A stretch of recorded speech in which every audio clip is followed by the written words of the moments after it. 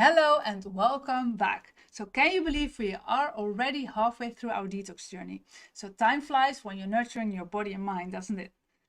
Let's take a moment to reflect on what we've achieved so far. So as we enter the transition phase and talk about life beyond the detox, I want to celebrate your efforts and thank you for the energy you're putting into your health. So let's walk through transition and get you set up for lasting success. So the transition phase is all about discovery and leveraging the work you've done during detox to help you figure out what things work best for your body. So as we assess, it's good to remind ourselves of the why behind our actions or take the time to set clear intentions. So what are the goals for your health long term? What would your life look like if you achieved all your goals? And which areas of your life have you realized were adding stress to your body and hampering your digestion, sleep, and metabolism?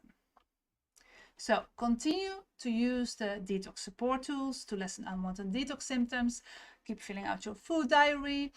Extend or repeat phase 2 if you are feeling really good and desire deeper results, or extending the detox phase just because it's helpful for people with hormonal imbalances, digestive issues, or if you need to lose an extra weight. So now let's get ready for the transition phase. So during the final phase, you will be reintroducing foods that were absent during your detox, one by one. So every day you will add a new food item to your diet. You can stretch out the time between each reintroduction if you want to explore how each food category makes you feel. Using your food diary to note any symptoms or reactions is crucial during this phase. So transitioning is all about what works for your body. So if you have symptoms of intolerances or feel like the need to extend the phase, please do. Then embrace this phase as a journey of discovery. So days 8 and 2, so days 1 and 2 of transition, you will be adding nightshades back into your diet. Then days 10 and 11, you will be adding rice back into your diet. So note how your body feels in your food diary during this process. And then the final days, you'll be adding in nuts like almonds. So remember to take notes in your food diary about how you're feeling when you add these foods back into your diet. And again, you can extend phase 2 if you need more time, cleansing your body, and you can extend also phase 3 if you need to slow down the process of adding foods back in. So please listen to your body, as there is no right or wrong way when it comes to detox. Then again, use the food diary and purchase a journal to reflect on how food makes you feel, both emotionally and physically. It's really important.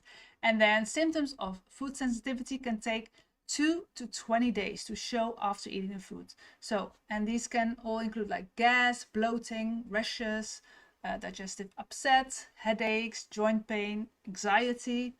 So sensitivities are not anaphylactic or immediately life-threatening. Just to know. Then food intolerances. They usually have a more immediate response. So symptoms include, again, gas, bloating, diarrhea, constipation, and headaches.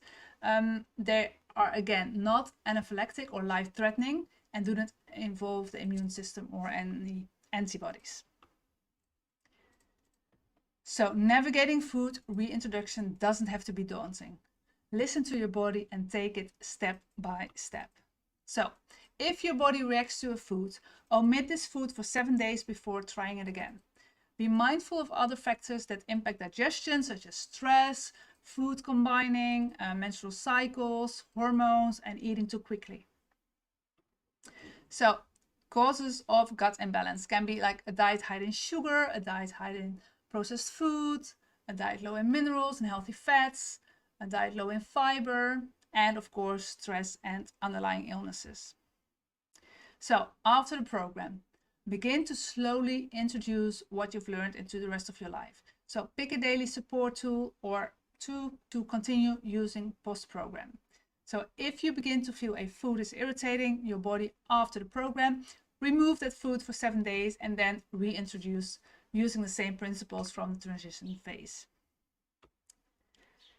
And then make lasting changes. So plan to detox seasonally or periodically. Take time to do the support tools you learned during the detox. Commit to removing unwanted toxins in your everyday life, and take time for yourself to relax and evaluate how you feel. So if you have any questions, drop them in the discussion box in the vault or send a private message to me. So again, thank you for your participation and dedication. Remember, this is a journey and not a destination. So keep supporting your health and well-being.